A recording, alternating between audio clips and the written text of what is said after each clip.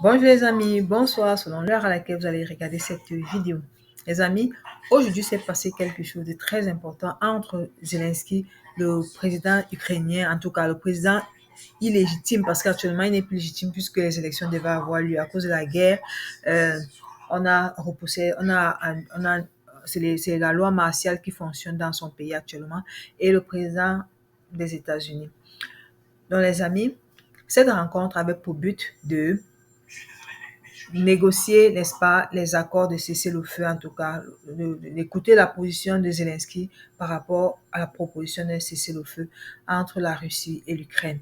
Mais apparemment, Zelensky a son agenda caché. Il ne veut pas accepter, en fait, pour moi, je pense qu'il ne veut pas accepter les conditions qui lui sont posées sur la table. Parce que depuis, ce que nous savons, c'est que lorsqu'il était avec le président Biden, il faisait du chantage et n'est-ce pas, il imposait ses choix, il parlait n'importe comment, comme maintenant il parle n'importe comment. Vous rappelez-vous, c'est ce même président dont les militaires sont allés attaquer Tinzawaten au Mali la dernière fois et dont son ambassadeur s'est mis à jubiler et à danser et a dit que d'autres attaques sont à venir au niveau du Sénégal. Donc, les amis, c'est de ce président-là qu'il s'agit ici. Et ce président ne veut pas, d'après ce que nous allons suivre dans la suite, il ne veut pas une entente et un accord avec Poutine. Pour lui, il veut simplement qu'on blacklist Poutine et qu'il n'y ait pas d'accord de paix. Trump, lui, il est contre la guerre et il souhaiterait arrêter la guerre entre ces deux pays. Alors les amis, si tu es nouveau sur cette chaîne, n'oublie pas de liker, de commenter, de partager et surtout de t'abonner. Et n'oublie pas d'aller t'inscrire sur l'électorat parce que cette année, on ne va pas oublier, c'est l'élection présidentielle au Cameroun. Moi, mon candidat, c'est le professeur Maurice Kamto. Et toi, quel est ton candidat? De toutes les façons, va t'inscrire sur les listes électorales et le moment venu, tu auras, n'est-ce pas, le choix entre le professeur Maurice Kamto qui a un programme bien défini et les autres candidats dont je ne connais pas encore le programme jusqu'à date. Merci et bonne écoute. Vous voulez que je dise des choses terribles de Poutine puis dise hey Volodymyr, comment ça va l'entendre? C'est pas comme ça que ça marche. Je vais pas m'aligner avec Poutine ou avec qui que ce soit. Je suis alignée avec les États-Unis d'Amérique et pour le bien du monde. Je suis alignée avec le monde et je veux que les choses se terminent. Alors, c'est assez clair qu'il déteste Poutine. C'est difficile à ce moment-là de négocier des ententes. Je comprends sa haine pour Poutine, mais je pourrais dire que de l'autre côté, on n'est pas en amour avec lui non plus. Alors, la question d'alignement se pose. Je suis aligné avec le monde. Je suis aligné avec l'Europe.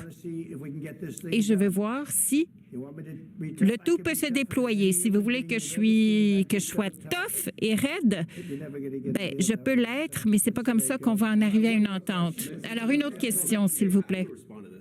Alors, je voudrais répondre à cela. Pour 4 ans, les États-Unis avaient un président qui se présentait à des conférences de presse et qui était assez raide par rapport à Poutine. Et puis, la Russie a attaqué l'Ukraine par la suite. Et le chemin vers le paix et la prospérité est peut-être le chemin de la diplomatie.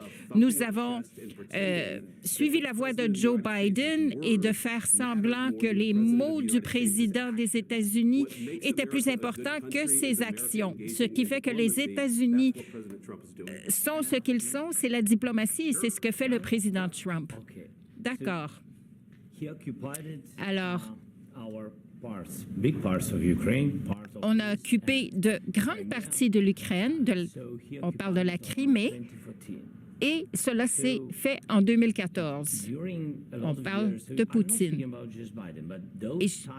Et je ne parle pas seulement de Biden, il y a eu le président Obama, il y a eu le président Trump, il y a eu de nouveau le président Biden et maintenant de nouveau le président Trump. Mais en 2014, personne n'a arrêté Poutine. Il l'a tout simplement occupé, il l'a pris, il a tué des gens. C'est 2015, non, 2014. 2015, ben, j'étais pas ici. Oui, mais pendant 2014 jusqu'à 2022, la situation n'a pas changé.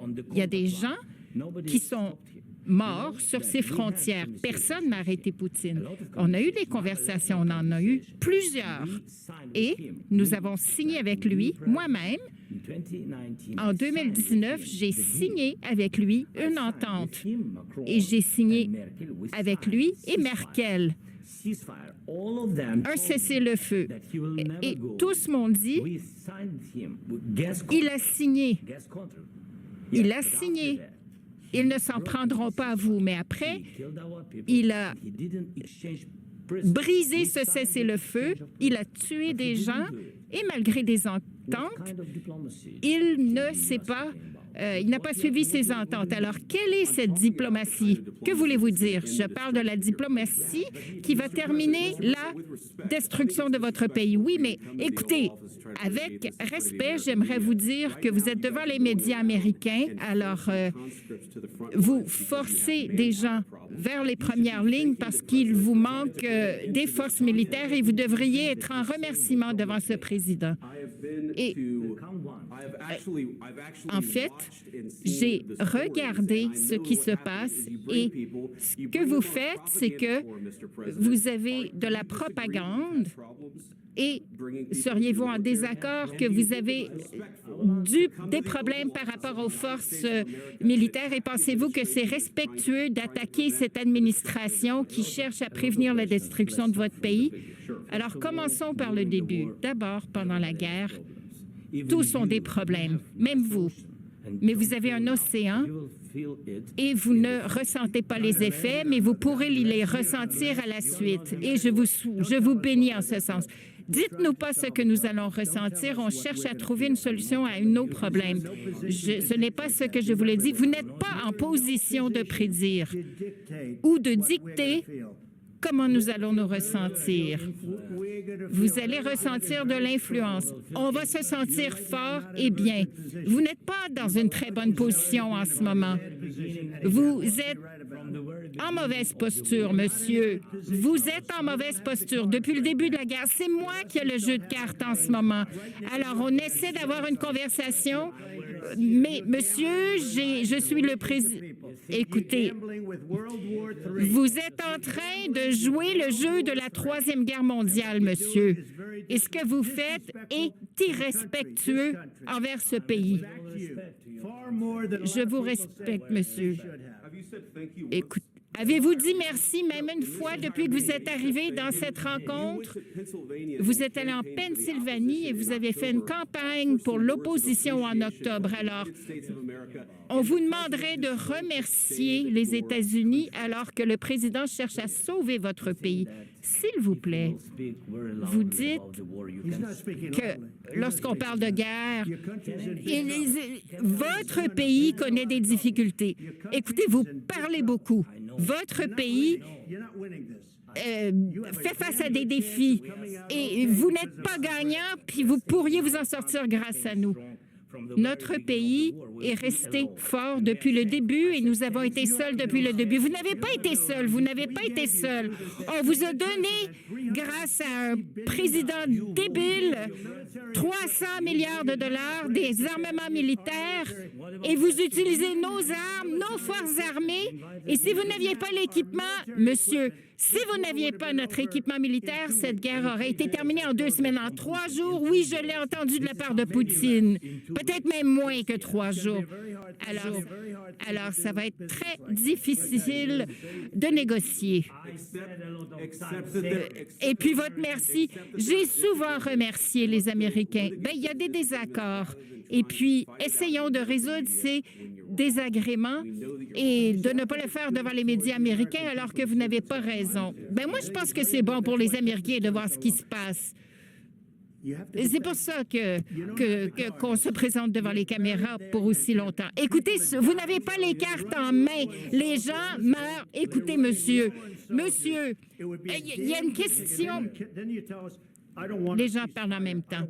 Puis là, vous arrivez puis vous dites, je ne veux pas le cessez-le-feu, je veux faire ceci, je veux faire cela. Écoutez, si vous pourriez avoir un cessez-le-feu maintenant, ben vous le prenez pour que les balles continuent de voler. Bien sûr que je veux arrêter la guerre. Ben moi, j'en veux un cessez-le-feu, mais je voudrais des garanties. Parce que vous voulez un cessez-le-feu avant des garanties, c'est cela? Écoutez, les gens parlent en même temps. Il y a un gars qui s'appelle Biden, qui n'est pas très intelligent, qui est intervenu. Ben c'était le président de votre pays. Puis là, il y a Obama aussi, qui vous a donné du papier. Moi, je vous ai donné les javelins. Alors, Obama, c'est du papier qu'il vous a donné. Puis en fait, Obama a donné des documents et Trump a donné des armes. Davantage de remerciements, monsieur. Parce qu'en ce moment, vous n'avez pas les cartes en main. Mais avec nous, vous avez des cartes, puis sans nous, vous n'en avez pas. Ça va être très difficile de négocier parce que les attitudes doivent changer. Et si la Russie brise le cessez-le-feu, qu'est-ce que vous dites? Elle demande si la Russie met fin au cessez-le-feu. Ben oui, et puis, s'il y a une bombe qui vous tombe sur la tête, qu'est-ce qui arrive? Ben écoutez, il y a eu des ententes non respectées avec Biden, mais moi, on me respecte. Poutine a traversé beaucoup de choses avec moi. Une fausse chasse aux sorcières où lui et la Russie, vous avez entendu parler de cela? C'était un scandale Joe Biden, Hillary Clinton. C'était un scandale démocrate. Et la Russie a dû traverser cela et il n'y a pas eu de guerre, puis on l'a accusé d'un tas de choses. Et puis finalement, c'était une question de Hunter Biden. C'est sorti de sa chambre à coucher, de sa salle de bain. C'était dégoûtant. Puis là, on a dit, l'ordinateur qui vient de la Russie. C'était un scandale, c'était des faussetés. Alors, voici ce que j'aurais à dire. Il y a peut-être eu des ententes brisées avec Obama, avec Bush et avec Biden. En fait, je ne sais pas ce qui s'est passé. Mais Poutine n'a brisé aucune entente avec moi. Il veut négocier avec moi, puis je ne sais pas si on peut négocier parce que je vous ai autonomisé à être fort. Puis sans les États-Unis, vous ne le seriez pas. Et vos gens sont braves, mais soit vous allez trouver une entente ou on prend un pas de recul. Et si on prend un pas de recul, vous allez vous battre, puis je pense pas que ce serait très joli. Alors, vous n'avez pas les cartes en main, mais une fois qu'on signe, vous allez être en bien meilleure posture. Mais vous agissez sans gratitude et c'est pas gentil. Laissez-moi être franc, c'est vraiment pas chouette. Alors, je pense qu'on en a assez. Qu'est-ce que vous en pensez? Ça va être merveilleux pour la télévision, n'est-ce pas? Alors, on va voir ce qu'on peut faire. Et les gens parlent.